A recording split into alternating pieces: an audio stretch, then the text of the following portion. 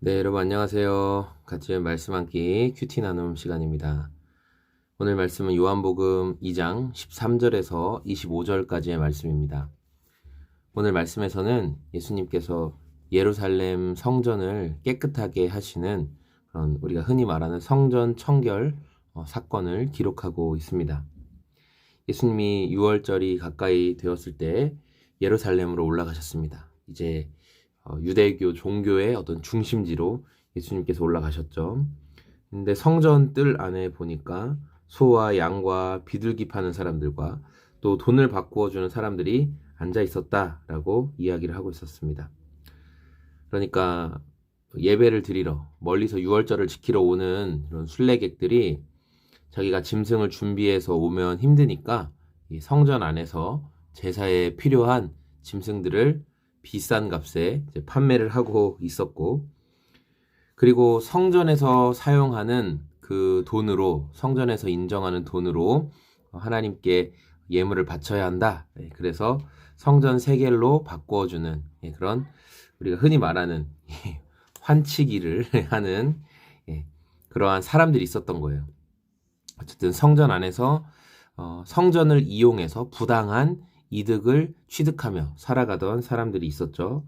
예수님은 그 모습을 보시고 이제 노끈으로 채찍을 만들어서 짐승들은 다 밖으로 쫓아내시고, 그리고 돈 바꿔주는 사람들은 그들의 상을 엎어버리시고, 다 나가라, 다 치워라. 이곳은 내 아버지의 집은 장사하는 집이 아니다. 이렇게 말씀하시죠.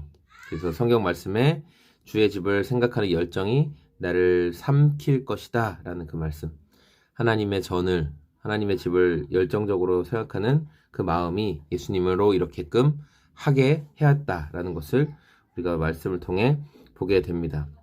그러면서 그 성전 안에 있던 유대인들과 사람들이 뭐라고 이야기합니까? 당신이 이런 일을 왜 하는 겁니까?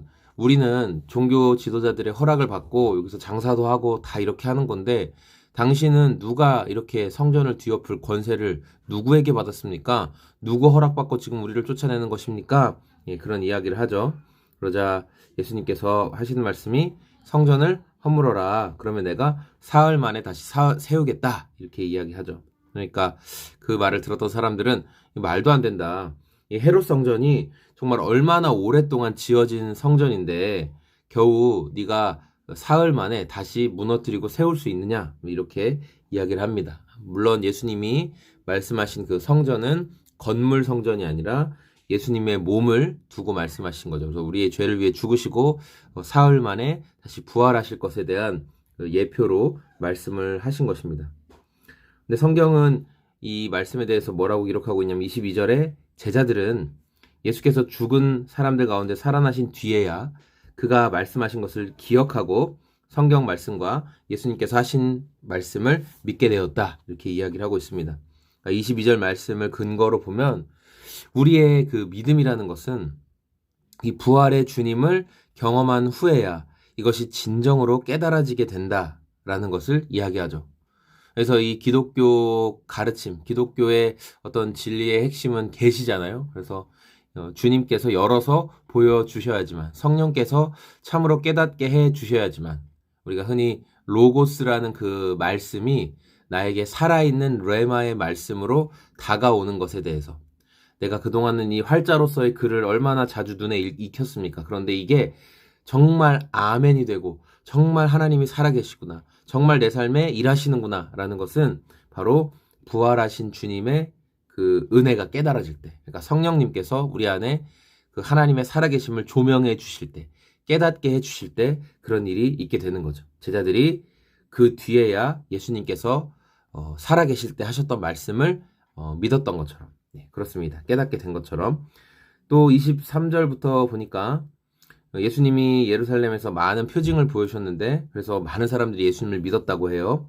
근데 예수님은 자기를 따르는 추종자들에게 자신을 의지하지 않으시고 그들이 뭐 자신에 대해서 증언하는 것도 예수님은 중요하게 생각하지 않으셨죠. 왜냐하면 예수님은 사람의 마음속에 무엇이 있는 줄 아셨기 때문에. 이 사람들이 예수님을 따랐던 이유는 성경이 분명히 기록하고 있죠.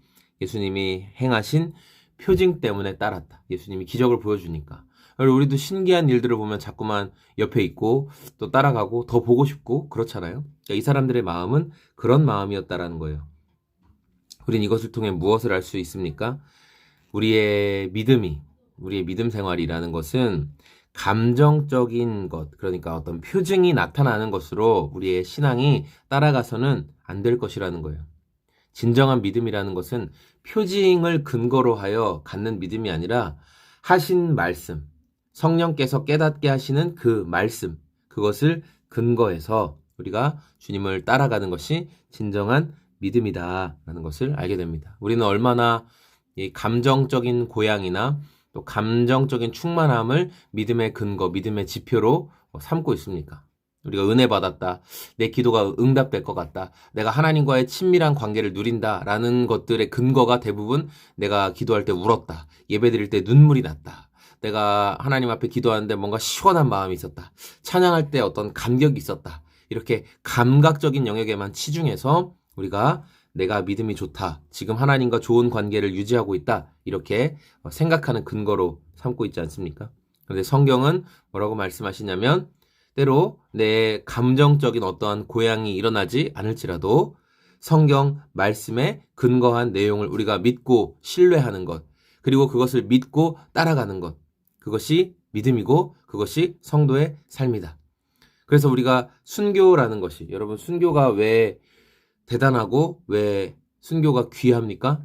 순교는 죽음의 순간에 이를 때까지 하나님이 뭔가 우리가 생각하는 것처럼 개입하시고 거기에서 그 사람을 건져내시고 그런 일이 벌어지지 않았던 거죠. 어떤 하나님의 더 큰 의미에서는 섭리 가운데, 그러나 그 상황만 놓고 보면 악에 의해서 목숨을 잃게 되는, 어떤 문제에 의해서 목숨을 잃게 되는, 그런데 그런 순간에도 하나님을 배신하거나 신앙을 저버리지 않고 끝까지 신뢰하면서 자기 목숨을 하나님께 올려드리는, 그게 순교예요. 아무 일도 일어나지 않았지만 끝까지 신앙을 지켰기 때문에 순교가 위대하고 아름다운 것이죠. 그리고 그것이 바로 믿음이라는 거죠. 내가 감정적으로는, 상황적으로는 아무 일도 벌어지지 않아도, 그러나 나는 말씀으로 약속해 주신 그것을 믿고 나아갑니다. 오늘 우리가 이 요한복음 2장 13절에서 25절 말씀을 보면서 성전 안에서, 성전을 이용해서 그 안에서 돈을 버는 사람들, 생계를 꾸려나가는 사람들이 있었습니다. 여러분, 우리가 그런 생계형 예배자들 또는 저처럼 목회자들, 여러분 성전을 이용해서 생계형 목회자들이 되지 않았으면 좋겠습니다. 우리가 진리의 말씀을 정말 전하고 주님 사랑하고 주님 따른다는 그 마음들을 우리가 항상 매 순간 잘 점검했으면 좋겠습니다. 또한 성령께서 깨닫게 해 주시는 은혜가 있을 때만 예수님이 하신 말씀의 참된 의미를 우리가 알 수 있다는 것을 기억하며 오늘도 주님 그 말씀 가운데 저를 더 깨닫게 하시고 보여주시고 알게 하여 주십시오 라는 고백들 있었으면 좋겠습니다. 마지막으로 우리가 감정적인 신앙, 감정을 믿음의 어떤 표징으로 삼아서 그것이 믿음의 척도인 것처럼 생각하는 것들을 우리가 항상 경계하고 우리가 말씀에 근거한 믿음을 가지고 나아갔으면 좋겠습니다. 오늘도 그렇게 주님과 동행하는 저와 여러분들의 오늘이 다 되었으면 좋겠습니다. 감사합니다. 안녕히 계세요.